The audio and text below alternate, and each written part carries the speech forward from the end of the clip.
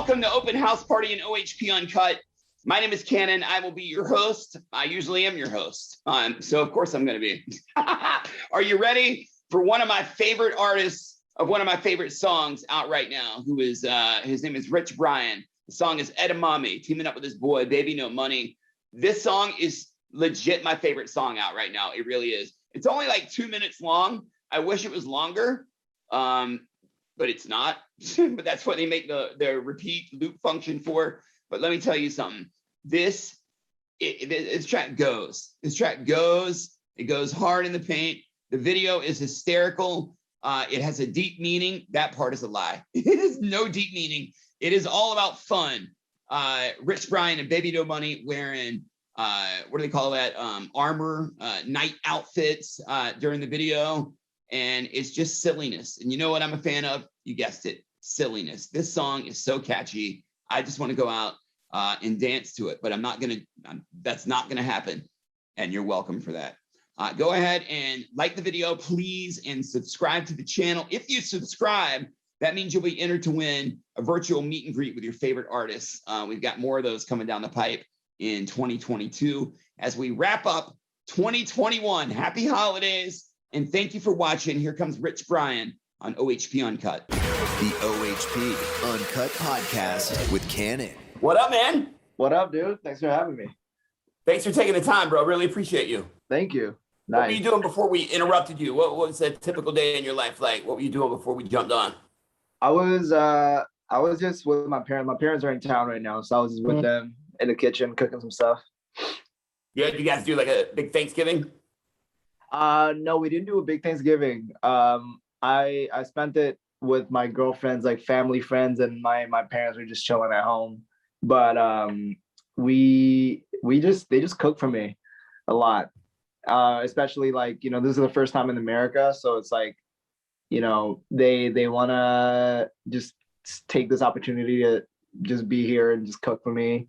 I'll make a lot of Indonesian food because when they're not here, I just miss Indonesian food all the time. So whenever I'm in Amsterdam, I eat Indonesian food. They have the best Indonesian food in Amsterdam. Oh yeah, I bet. Yeah, there's a lot of Indonesian people in Amsterdam. They have something called rijstapel. You know what that is? Yeah, I've not heard of that at all. So what it is the translation is rice table, but what it is really is they bring like a little mini buffet over to your table. Oh, now, okay.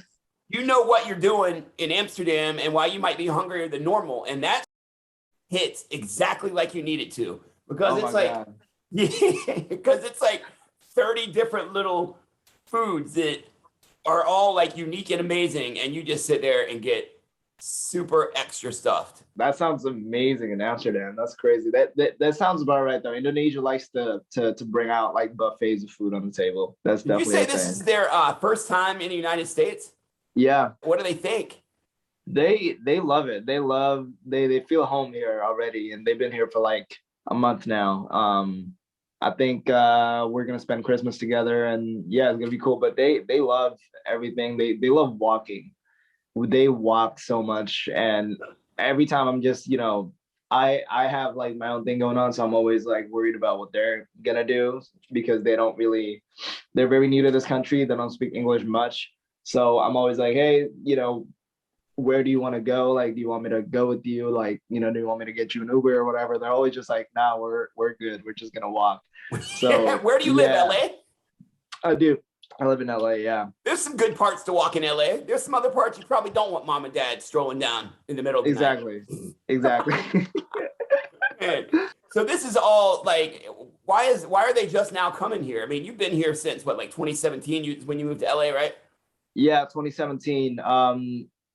It all just happened so fast. I think, when I first got signed, it took a year for me to even get a visa. So once, I got my visa, I went there by myself. I went there with a friend of mine, but I was the only one in my family that went to America. So I think in the beginning, it was just me first here for like the first few years. And then that was when my parents started to think like, oh, we should try to get our visas.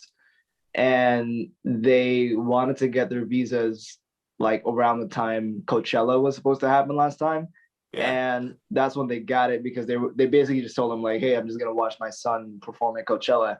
and then they got it really fast. But then COVID happened, so we didn't see each other for like 2 years. And then recently they finally came and watched me. They watched me perform at Head in the Clouds, so that was really cool. Yeah. Now, where are mom and dad during that performance? Are they like back on the side of the stage, or are they like up front, getting high with everyone else?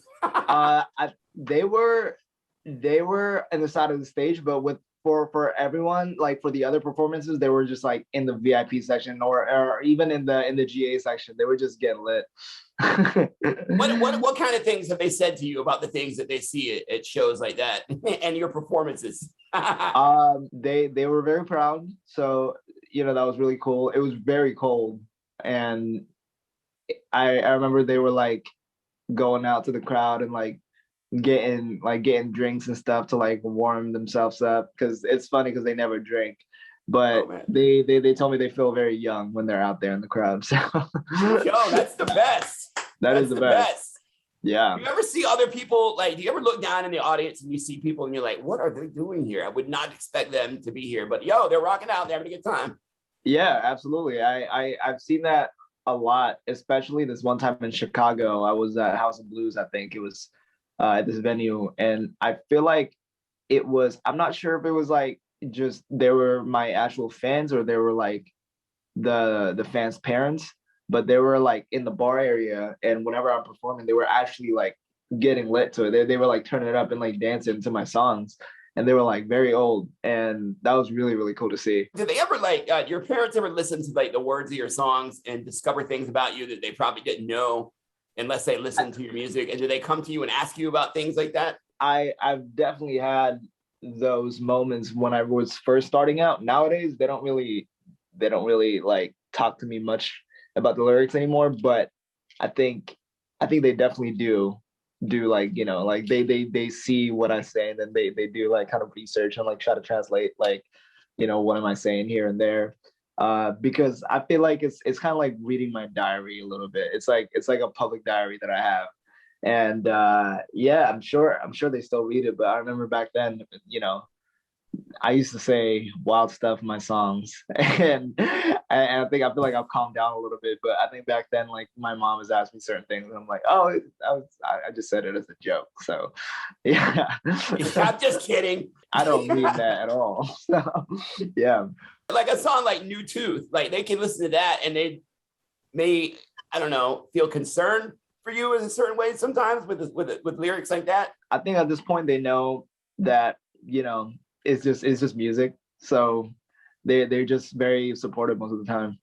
Especially New Tooth is like, it's a lot of words to process. What about with Edamame? Like this track, this is unique for you to really be on a track like this. I mean, this doesn't sound like a whole lot of songs you've been on before. How did it come to be? That was through, just like me and Baby No Money talking. We've been talking since, maybe about like a year before the song actually happened.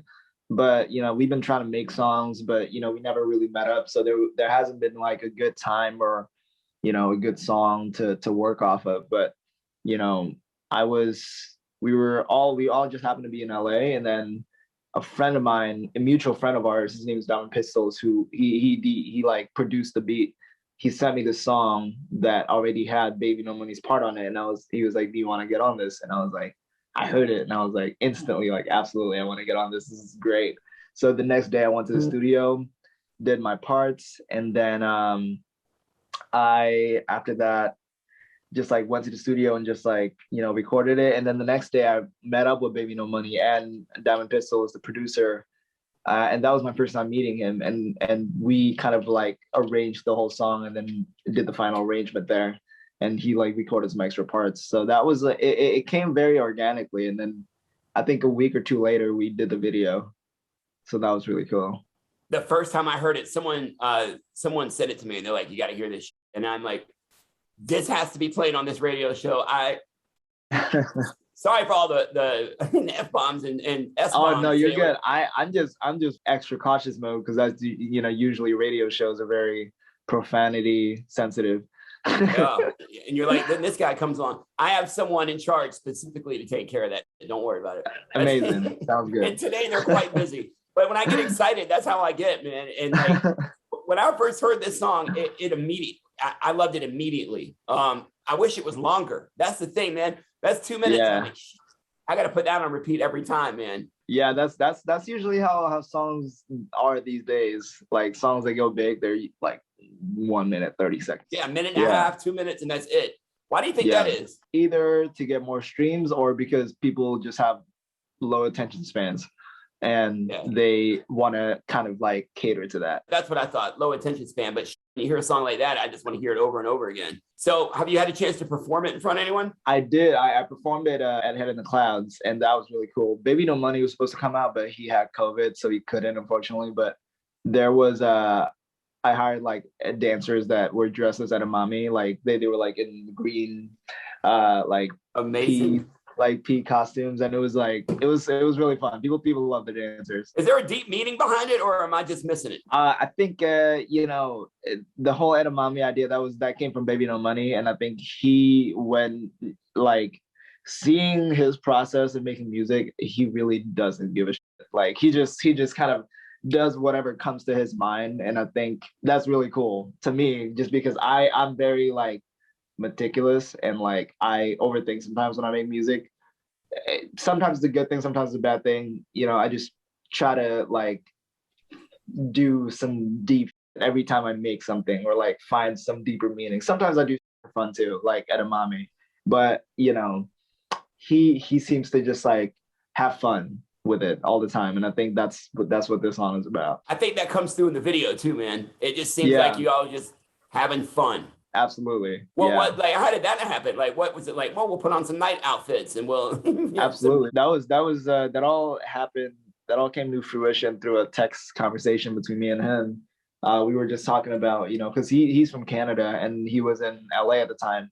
So he was like, we should shoot the video while I'm still here. And then I was like, who do you think should direct it? And then he was like, I know these dudes that like do my video all the time, so they sent me this treatment. He was like, yo, we should dress up as like armor, like armor suit, like knight in shining armor type. I was like, I'm absolutely down for that.